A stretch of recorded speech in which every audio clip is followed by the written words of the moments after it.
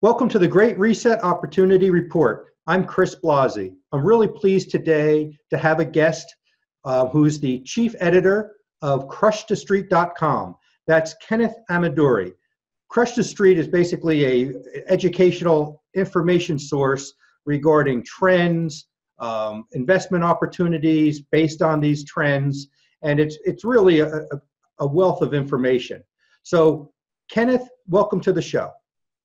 Chris, thanks for having me on. It's an interesting time, and I look forward to discussing with you my thoughts on the economy and how I see things going forward. Sure. Kenneth, we've spoken before, and it's always been really interesting, exciting. Just tell the folks a little bit more about Crush the Street and, the information that you provide. Absolutely. Yeah, Crush the Street was founded, kind of out of the crisis of the 2008 financial mess. And I was actually graduating high school in 2006. And, my partner, Daniel, is a few years older than me. He was involved with a lot of real estate investments, and he made a lot of smart moves, buying real estate and making a lot of money into that, that bubble that we saw there. And, I was so bummed out because I was ready to hit the ground running and get a waiter job, a busboy job, and get a loan and start buying homes with him. But then that didn't work out so well. I kind of and luckily it didn't for me. I kind of graduated at a time where, the signs were on the wall. And, that's when we started to really pound the table, talking about the economy, researching, talking about the problems that exist in the economy. And that's when I came across precious metals and gold. And, later on, we came across cryptocurrency, really this idea of sound money and information that's outside of the mainstream media. And, a lot of our readers have benefited from being and opting out of conventional wisdom. And that's something we highly recommend, especially in an age where you have, the mainstream conventional wisdom sending kids into college educations, getting hundreds and hundreds of thousands of dollars into debt to get a degree that, is basically outdated, with AI moving things along and the economy drastically changing. It's more important than ever to be educated and to not be plugged into, the mainstream that's got people, leading the sheep to the slaughter per se. So that's really the heart and soul of Crush the Street. And that's where I pour my attention into my audience to really educate people the best I can. So, we're focused on the Great Reset, and everything you just told us, I don't think you would argue with us that there is a Great Reset going on. The only difference is, what is your definition of it? How pervasive do you think it's going to be? So, we like to start the show off to kind of get a level set of where our guests sees the Great Reset. How would they define it? How pervasive and profound do they think the impact is going to be? So if you could just sum up what your thoughts are when someone says the Great Reset, what would you describe that as? The older I get, the more that continues to evolve for me. And going back to 2008, I listened to Peter Schiff quite a bit. And really what I thought was going to happen was, the U.S. is the problem, right? It's the core, the debtor country, the problem. And when we went into the 2008 financial crisis, I really thought it was going to be the U.S. that fell while the rest of the world elevated beyond the U.S. And I think that's happening to a certain degree. But what I didn't factor in was the rest of the world in unison going into this quantitative easing, ultra low interest rate environment, and how globalized everyone is. And I guess because of that, it's changed my philosophy, because that was a big lifeline, I believe, for the US when everyone else did exactly the same thing rather than decoupling away from the US. But it's inevitable. We got a debt situation here in the US that's completely out of control. We have stocks and real estate and valuations that are completely out of control. And you have this system of government that continues to grow, the beast that continues to grow, and that's very dependent on things being normal. But what happens when the free market or the bubble just becomes so unsustainable that it cannot continue to move along the way the free market would suggest. I mean, and now we have artificial intelligence, which is going to be a huge disruptor for your mainstream jobs. And the internet is a huge disruptor for education, which is a crazy thing, right? You have education as free and available as ever. You know, here we are talking one to one another. And if I want to learn something, for the most part, I can get it for free on the internet. Sure, there are caveats and asterisks. If you want to learn something really well, maybe it's better to be in an environment. But as you know, when you have competition, the cost should be coming down. But yet you have this college education system that's just getting more and more expensive. It's a business, Kevin. Excuse me, Kenneth. It's a business. Absolutely. So it's very unsustainable. And I mean, these are just bubbles that I believe are going to blow up and cascade on the current system. And that's what I see the current reset becoming. I believe it's going to be a dollar crisis as well. You know, what happens when, you know, we don't necessarily have the control we want in the Middle East, and you know, a lot of these countries start to trade in other currencies or use gold as their backing. I mean, this is all things that people need to start considering. But the flip side is, and you know, how big of an artificial stimulus is the U.S. military all around the world? I mean, how long can that continue to artificially sustain the U.S.? You know, when countries are negotiating, you know, they know that the U.S. military is right outside their door.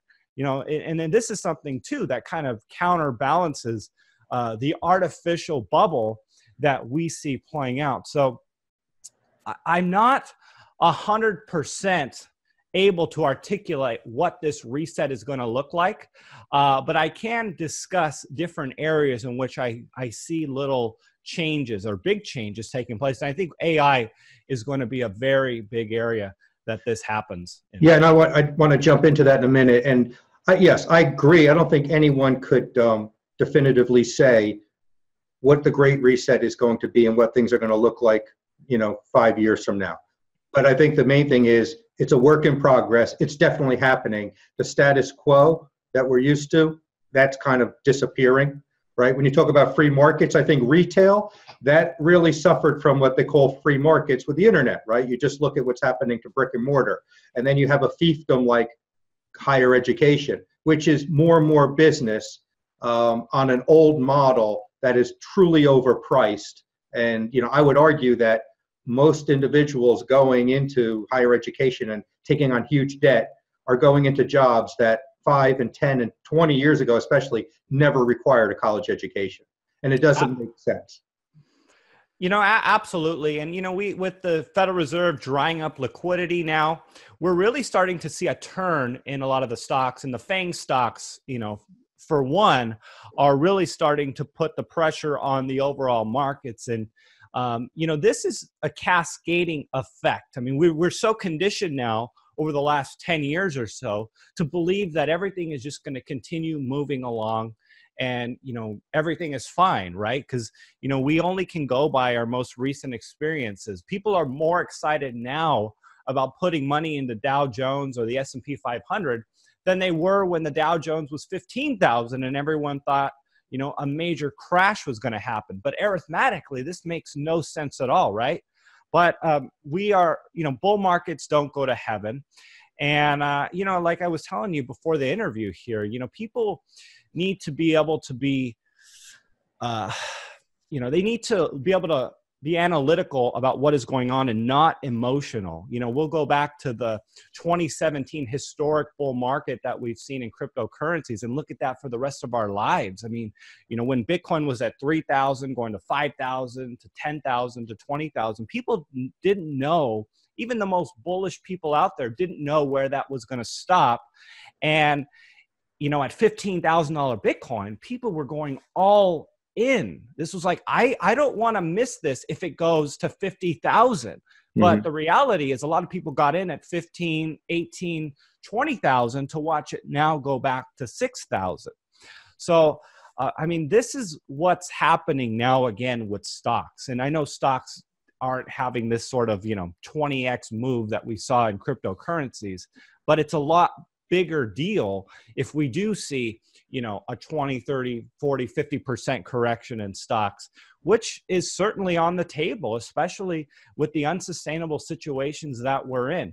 Now, Trump is in the economy, in the head of the US, and a lot of businesses are optimistic about what he's doing. You have the tax rate, the Jobs and Tax Act that he put into place, and this has made it really exciting for businesses to want to do business here in the US and repatriate billions and billions of dollars. Again, this is another stimulus that kind of kicks this can down the road, because had we had someone that says, hey, we need to tax businesses more and make it more attractive for businesses to leave the US than to stay here, yeah, maybe things would have, maybe we would be in a different spot right now. We wouldn't be continuing to talk about this bull market that we're seeing in stocks at the moment. But, it's very difficult to exactly pinpoint how this is going to play out, which is why I advocate diversifying. You can't be all in on one thing, because the fact is things are constantly changing. It's multifaceted, it's nuanced, and it's a spectrum of good and bad. It's not binary. The things that happen in our economy are not binary. It's very nuanced with so many different moving parts. And I think you would agree with that. Yes, I would. And I want to come back to, we've mentioned this several times, artificial intelligence. I know through your research, this is a trend that you identified a little while ago as being a true disruptor. And I don't think that would be argued by many people. So how do you see artificial intelligence? And it's hard to not see it as being a big component and driver of the Great Reset. So what do you see is it's playing in the Great Reset? I think artificial intelligence is going to threaten 50% of U.S. jobs currently, and be a displacer of, a threat of displacing 50% of U.S. jobs. Why do I say that? Well, number one, look at the number one job in the country right now. That's driver and truck driver, tractor driver. I mean, we know driverless cars are coming.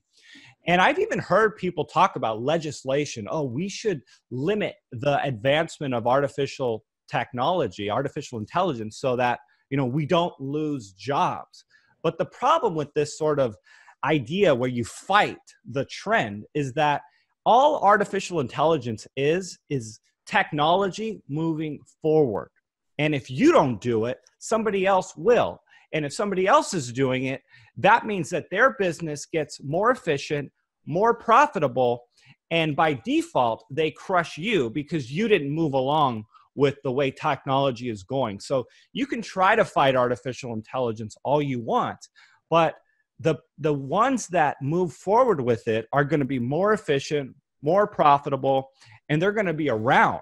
So it's not a matter of this moral argument of, do I like artificial intelligence? Do I like that, Alexa is spying on me, and, the Google Homes and our phones, all of these different things are spying on me. This is how things are moving along.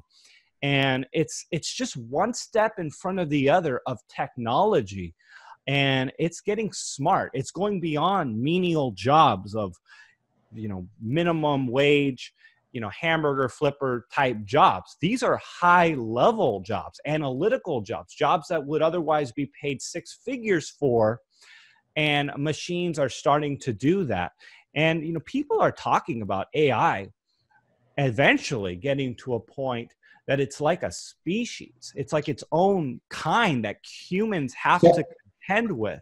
I got to jump in here and ask you then. I mean, I agree. Putting artificial barriers up has never worked, right? Let's legislate and prevent AI from from encroaching too much. So that's not going to happen. But will AI cannibalize economies and societies? I mean, what will happen when huge segments of the workforce is displaced? Where are they going to go to? Do you see something else cropping up for them to do? Or do you see this as being truly destabilizing and leading to, who knows what? Two sides to that. For the person who spent 3 decades in a specific job, a career, let's say that their only skill is truck driving, and they get displaced on a micro level, that's going to be very bad for that one person, right? They'll be displaced, and maybe they'll be out of a job for life, or their only alternative is to do a very low paying alternative job. So, but I mean, you just have to go back in history and look at what we've seen over time. In the 1800s, or, honestly, prior to the 1900s, people worked, 100 feet from their house. They grew the food that they ate, and they lived off the land. And, this is how societies kind of got by for, thousands of years, but it was highly inefficient, right? In the 1800s, I think it was 80% of the GDP was US GDP was agriculture. Now that number is 2%. So, we're 78% more efficient than we were 200 years ago. So, but that's scary when you think of the number of jobs that were displaced. But, new industries were created in light of that. So I'm optimistic because of that. And I'll give you more examples. Look at the horse and buggy versus the car, right? This was a major disruptor. A lot of people didn't like that, but the cars came online. Obviously, a lot of big companies came up and employed a lot of people, but indirectly, now you have travel ramping up. Now you have hotels popping up all over the country, which created a whole new industry. And I mean, indirectly from that, you have drive-thrus, right? Now people can drive up to McDonald's and order food and fast food. And then, an indirect benefit from that is the medical industry, right? People got really unhealthy because of cars. And, the medical industry really boomed because of, cars per se. So I see technology moving along and creating a lot of indirect opportunities that we haven't really wrapped our minds around, haven't fully understood. I mean, look at Airbnb. At any one given time, there's 5 million listings or some crazy number, 2 million listings on Airbnb, and 200 to 300,000 leases that happen every single day. This isn't a person that's doing this. This is artificial intelligence coordinating these transactions that's created opportunities for travel to become much more affordable, and for many people around the world to have a little extra money to sustain and subsidize their expenses, which is really good. So I think this is going to continue to happen. I mean, there's so many areas in which AI is going to enhance our life. We're probably going to start living longer. I mean, these machines are going to be implanted on our bodies. They're going to be monitoring our health. Maybe you won't have as many people dying with a random heart attack or an aneurysm because you have some machine monitoring you and keeps you alive for an extra 10 or 15 years. I don't know what the exact monetary impact that's going to be on things, but, as far as a standard and quality of life, in certain ways, I'm very optimistic as to what AI will bring.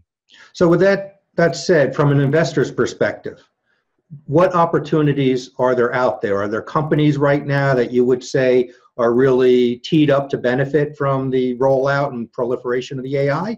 I mean, how can an investor take advantage of that opportunity? Well, I won't suggest any specific companies here, but I would highly recommend people to go to crushthestreet.com/AI. But the fact is companies that are on the cutting edge of moving things forward are where you want. I mean, we know IBM, they're heavily investing into this. The Google team is heavily investing in this. And I know these are a lot of mainstream type companies, but they for sure know that this is a big deal, and they're advancing things along. But yeah, definitely visit crushthestreet.com/AI, and we have some information there on that. But as far as what I would tell people is, on a personal level, are you prepared for a massive disruption? Are you positioning yourself, positioning your company to be able to absorb the changes that are happening? Because changes are happening quicker now than we've ever seen in history. And that's why I discourage people to a certain degree to go to college and to learn things that are, 10 years old by now. It's archaic in a lot of ways. And so it's very important to be nimble. It's very important for you as an entrepreneur to be thinking about how you can benefit from the efficiencies that AI is providing for us. And the fact is, many people are worried about AI being a competitor to them. But the fact is what we need to do is how can we partner with AI? How can we enhance, what we do as humans to be able to compete better and have more efficiencies in our life? And this is an absolute huge point that I want to make is the partnership of humans and AI, because the fact is AI can't make sense of nonsense yet. That is like when my son goes to an Alexa and says, Alexa, play Moana, Moana. And then Alexa goes, I don't know what you mean. I can't understand that. And it's like, it's chaos there. Or, in a driverless car scenario, what is AI going to do in a lose-lose scenario where there's a person on the road and there's people on the side of the road? What decision is that car going to make? Is it going to act like a human? Is it going to make a moral decision, an efficient decision? I mean, these are all questions that we really haven't answered yet when it comes to AI. But the merging of AI with human brains is really where things are going. And, I just encourage people to be vigilant, to be nimble as we move forward here and things are changing. Okay, so now I want to switch gears and go to something we'll call old school now. Two areas that you've always been studied and commented and researched and talked about on the Crush the Street site. First is going to be real estate. From an investor's perspective, how do you feel about real estate at this juncture? For someone who's in it or someone who thinks, there's a great hard asset to go into it, in these times. What's your call on it, real estate? Yeah. No, real estate's a really interesting thing. And what I would say about real estate, it's not like an ounce of gold, which is interchangeable, or, 1 ounce of gold is the same as 1 ounce of gold in India, and it's got the same price all over the place. It's not fungible. It's not fungible. It's very, obviously there's a lot of differences, location, tax jurisdictions, all sorts of things. Absolutely. So, people need to, I love real estate, and, going back to just as it is sound money, real estate is property. Real estate is finite, especially if it's in an area that's highly desirable. If your microeconomy and there's billions of dollars about to be poured into your local area, despite what's going on a bubble basis, across the US, it's possible that you can make great money in your microeconomy. And there's a lot of advantages to real estate. I mean, all the tax deductions. But the big thing for me is just simple numbers. I mean, if you can buy something or even go into it with some debt, and then rent it out for more than your expenses are, and if the numbers look really good, I have a hard time arguing with that, especially as I see this great reset taking place. Even though I believe it's going to be downward pressure on jobs and people's ability to afford to make payments, I think that it's a good hedge against a collapsing dollar. And I actually do believe real estate, to an extent, is a safe haven. The caveat is that we've seen real estate prices as a whole get very expensive. And because of that, I'm not going out of my way to make real estate investments at the moment. I'm more in a wait and see, wait until things pull back, or wait for a really good opportunity that is clear that this is deep value. I'm capturing equity on the purchase. And that's the big thing in real estate. You make your money on the purchase when you capture equity from the beginning. And I don't have anything against people doing that. But and it's one of those things, again, it's not like buying Apple in California or buying Apple in New York City, two different markets. I mean, But when it comes to buying Apple, it's the same stock. There's no difference. It's Sure. fungible, like we were talking about. Real estate is very, very unique. And the fact that it has that appreciation aspect to it, along with the cash flow, is something I like. And cash flow, when it's all said and done, is really what I feel gives people the confidence and builds that moat. Because when you have your income, your passive income exceeding your expenses, I mean, there's really no greater security for the future than that. There's one thing to have like $1 million saved up. You go, wow, this feels really good.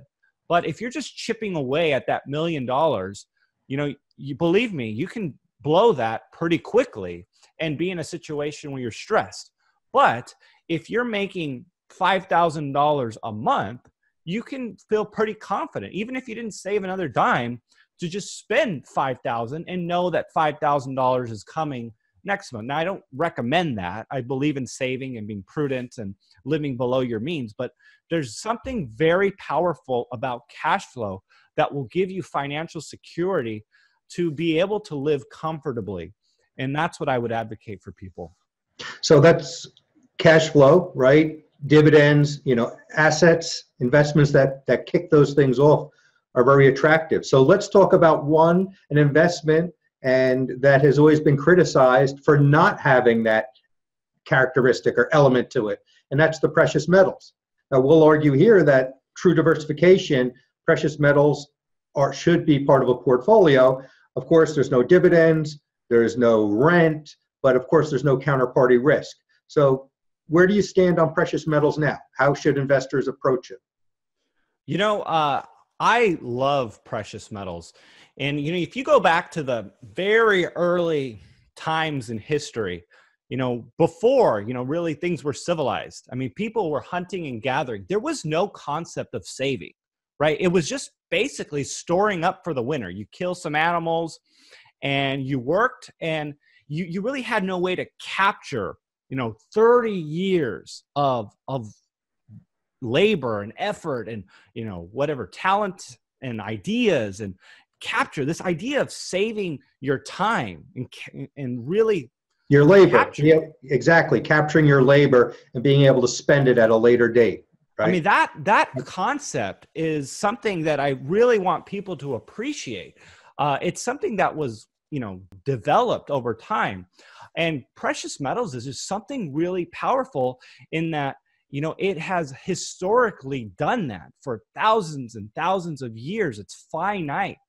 Gold specifically, there's no competition to it. People have this attraction to gold, which is very unique. And, I can bet that in 1,000 years, humans are going to be still attracted to this yellow gold substance. And there's really nothing else in this world other than, maybe property, that I can have that sort of confidence that's going to retain my purchasing power, for decades of work, decades of labor. Or if I suggest to a baby boomer, hey, you worked for 40 years, you got a lot of money saved up. How do I protect this for years to come? The only thing I would suggest to them with absolute confidence and certainty is precious metals. Now, because of the unique situation the world is in, the instability, the volatility that we're seeing, it's especially undervalued, in my opinion, with central banks suppressing the gold price. And, honestly, with perception of a really good economy, in which I don't believe is as good as it seems, gold is very underloved right now. So I would almost suggest to people to aggressively accumulate the precious metals in this environment. And then, maybe go back to your standard 5 to 10% of your portfolio. But I wouldn't have a problem with people bumping that up to, 20, 30% of their investment portfolio in this environment, because I believe it's that undervalued at the moment. And when it does have a big move, sure, maybe averaging it back down to an area that, would be a little more comfortable, because it's true, there is no cash flow on the precious metal side. And when you look at stocks, 70% of the gains over the last, what do they say, 100 years or so have come from the dividends, the cash flow, the reinvestment of it. So you can't just depend 100% on capital gains appreciation. But I believe that when gold has its revaluation moment, goes to $5,000 or $10,000, it'll be a major game changer for people who are well positioned in precious metals to then rebalance their portfolios and, buy real estate that's now, in terms of gold, a lot cheaper, right? Buy stocks in terms of gold that have gotten a lot cheaper. And I believe that day is coming. And I think there's a big mistake when people try to compare, gold versus the stock market. They're apples and oranges. They serve totally different purposes. And the person is not understanding the role of gold when they're comparing, it to the stock market. So, we talked about gold, used the term precious metals. One last thing before we wrap up. What is your opinion on the remaining metals in the precious metals complex, silver, platinum, and palladium? Do you feel that they have any place in a person's portfolio from the aspect of diversification within the precious metals complex?